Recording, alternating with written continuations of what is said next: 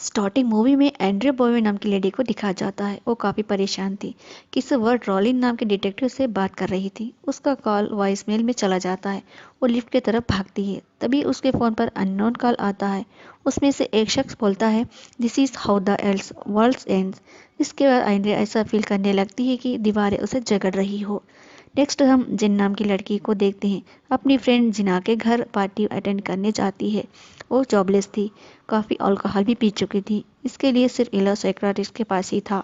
वहाँ उस पार्टी में जिन ब्रियान से मिलती है जो उसका एक्स था। यहाँ पार्टी में जिना साइकियाट्रिस्ट डॉक्टर कॉलिन मेट से जिनको मिलवाती है। इस डॉक्टर की वजह से जिना के जॉब में प्रमोशन और घर भी मिल रहा है। डॉक्टर मेट जेन पर इंटरेस्टेड दिख रहा था। जिना के कहने पर जेन डॉक्टर से मिलने जाती है। अपॉइंटमेंट वक्त वहाँ एक पेशेंट कहती है, डॉक्टर सभी को हील कर देते हैं। यहाँ जेन पास्ट के बारे में बता रही थी। जेन और ब्रायन एक कॉलेज में पढ़ते थे और उसका फियांसे भी था। जेन 6 मंथ प्रेग्नेंट के वक्त उसका मिसकैरेज हो गया था, जिसकी वजह से ये दोनों अलग हो गए। तभी से वो काफ़ी परेशान थी। डॉक्टर जिन से हिप्नोटिस के लिए रिकमेंड करता है। ये 1 घंटे का सेशन था, जिनके लिए बस कुछ ही मिनट का लग रहा था। वो काफ़ी खुश थी। इस तरह 3 महीने कंटिन्यू करती है। जिनको जॉब भी मिल जाती है। वो बहुत खुश भी थी। कभी कभी ड्रीम्स में डॉक्टर मीट का आ रहा था। डॉक्टर को बताती है अब वो ब्रायन को इग्नोर कर रही है।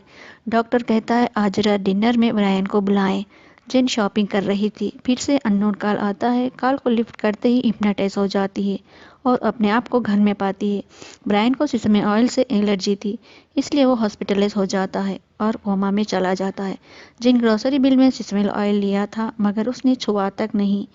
कॉल के बाद जेन डॉक्टर कॉलिन मेट के बारे में सर्च करती है। वहाँ पता चलता है एंड्रे नाम की लेडी भी उनकी पेशेंट हुआ करती थी, जिसे लिफ्ट में हार्ट अटैक आने से मर गई थी।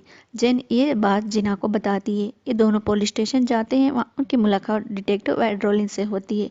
वो इनकी बात मान लेता है क्योंकि वो पहले एंड्रिया से बात कर चुका था।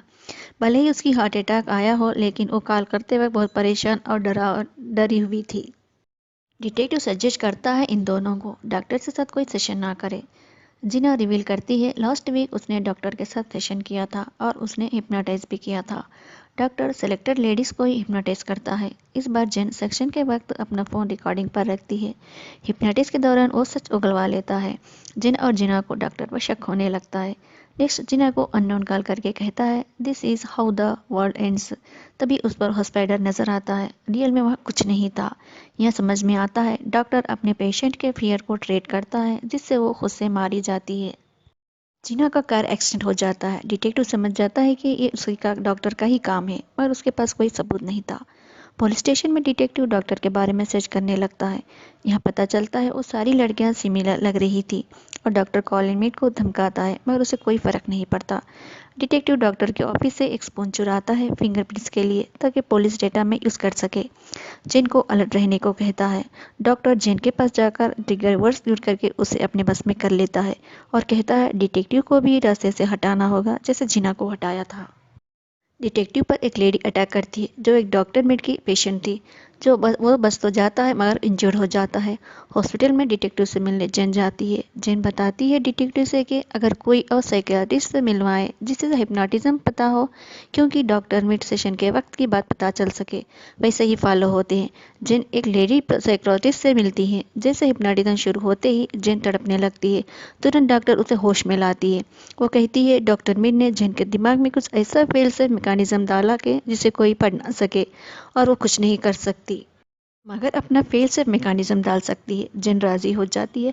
यह सेशन के वक्त जेन एक एड्रेस देखती है जो सलीवन नाम पे था। उस एड्रेस का सर्च कर रही थी। वो 60s का एक साइकोलॉजिस्ट था। एएम के अल्ट्रा प्रोजेक्ट के साथ काम कर रहा था, जो लोगों के माइंड को कंट्रोल करने की कोशिश की जा रही थी। जिन उनके यहाँ पहुँच जाती है, क्योंकि सेशन के दौरान डॉक्टर मिट बताता है डॉक्टर सेवियर उसके मेंटोर थे। जिन डिटेक्टिव को फ़ोन करके सब कुछ बता देती है। जिन डॉक्टर सेवियर के घर पहुंच जाती है, वहाँ कोई नहीं मिलता। वहाँ एक पिक्चर देखती है, उसमें डॉक्टर मिट और उसकी वाइफ थी। तभी वहाँ डॉक्टर मिट पहुंच जाता है और बताता है डॉक्टर सेवियर इसके फादर थे। अब वो इस दुनिया में नहीं है। उसकी वाइफ भी कुछ साल पहले मर गई थी। ये इन लड़कियों को हिप्नोटिज्म करता था जो उसकी वाइफ जैसी लग रही हो। इस तरह 3 लड़कियों को किया था, मगर परफेक्ट जेन लग रही थी और जेन को बेहोश कर देता है। यहाँ डिटेक्टिव को डॉक्टर मिड के फिंगरप्रिंट्स का रिजल्ट आया था। डॉक्टर मिड का असल नाम जूलियन सलीवन है। डिटेक्टिव को जिनका कॉल आता है, डॉक्टर ने उसे ऑफिस में बंद करके रखा है। पता लगाने पर वहाँ कोई नहीं था। असल में जेन डॉक्टर के घर में ही थी। डॉक्टर अपने हिप्नोटिज्म से पेशेंट को कुछ भी दिखा सकता है और उनके माइंड को कंट्रोल भी कर सकता था। जिनको उसके वाइफ की ड्रेस पहनाया और उनकी आज उसकी एनिवर्सरी थी 6 मार्च। यहाँ डिटेक्टिव पहुंच जाता है। डॉक्टर और डिटेक्टिव के बीच हाथापाई होती है। डॉक्टर जिन को इंस्ट्रक्शन दे रहा था ताकि डिटेक्टिव को मार सके। जिन के हाथ गन लग जाती है और वो शूट कर देती है। नेक्स्ट सीन में डिटेक्टिव जेन को बता रहा था जेन ने डॉक्टर मिड को शूट कर दिया, जिससे इन दोनों की जान बच गई। डिटेक्टिव कहता है इट्स ओके माय लव। सुनते ही जेन होश में आ जाती है। यह बताया जाता है जब जेन लेडी साइकोलॉजिस्ट से मिली थी, उस वक्त उन्होंने फेल सेफ मैकेनिज्म में माय लव नाम का ट्रिगर वर्ड डाला था, क्योंकि अगर डॉक्टर इस वर्ड को यूज़ किया तो जेन रियल वर्ल्ड में देख पाएगी और डॉक्टर के कमांड्स को फॉलो नहीं करेगी। यह पता चलता है जेन ने डिटेक्टिव को गोली मारी थी। जेन को होश आते ही डॉक्टर पर हमला करती है और डिटेक्टिव के पास से गन लेकर डॉक्टर पर शूट कर देती है। फाइनली वो मर जाता है। नेक्स्ट सीन में हम देखते हैं जेन अपने प्रोफेशन में सक्सेसफुल बन गई है और ब्रायन अभी भी कोमा में है। ये उसका इंतज़ार कर रही है। डिटेक्टिव जेन को एक गिफ्ट देता है जो एक कैसेट थी। That's all. एक लाइक तो बनता है।